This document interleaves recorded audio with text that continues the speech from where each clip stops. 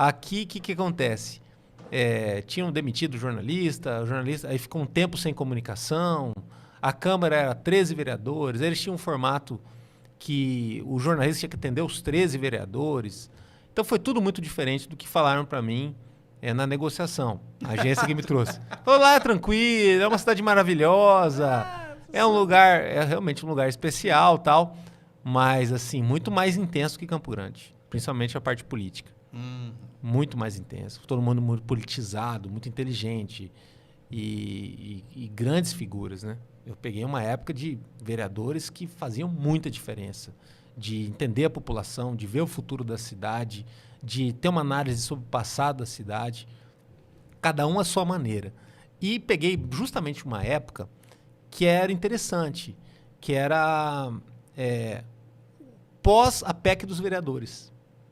Que a PEC dos vereadores, se eu não me engano, é de 2008, alguma coisa assim, ela aumenta o número de representantes nas cidades. Isso. E diversifica mais. Então você começa a ter mais a população mais representada nas câmaras. Essa configuração de câmara que eu peguei na época de Cidrolândia, quando eu vim para ser coordenador da comunicação aqui, já era disso. Já tinha muito assim, as várias facetas de Cidrolândia representadas. E todo mundo era protagonista. Não tinha como tratar ou ver algum deles sem ser protagonista. Cada um com um perfil diferente. Poucos eram parecidos entre si. Eu lembro que tinha, se eu não me engano, uma bancada de 3 médicos. Ou 2 médicos. E 2 médicos. Maurício e o Jurandir. É verdade. Eles sentavam perto do Marcos Roberto, que era sentado, como vadinho.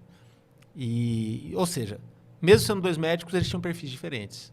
Usavam a tribuna de formas diferentes, tinham discursos, cada um muito particular da sua questão, trabalhavam o público de uma maneira inteligente, mas sempre muito original ali.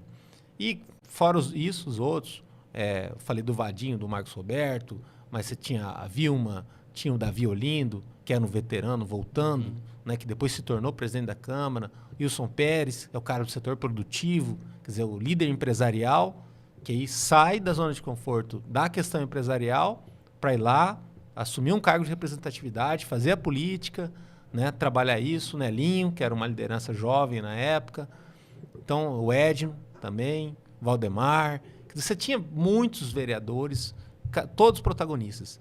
Então, o que acontece? Chegar, conversar com essa galera que eles eram um time, que todo mundo ia aparecer igual, todo mundo ia ter chance, todo mundo, através do jornalismo, ia ter condição de se mostrar, de ter conexão com a população. E, do outro lado, eu tinha que também cuidar de outro time que era da imprensa. Na época, eram 10 veículos. Então, não adiantava eu produzir o conteúdo da Câmara e publicar no site da Câmara. Isso tinha que rodar nos veículos de imprensa daqui. E não rodar de qualquer jeito, né?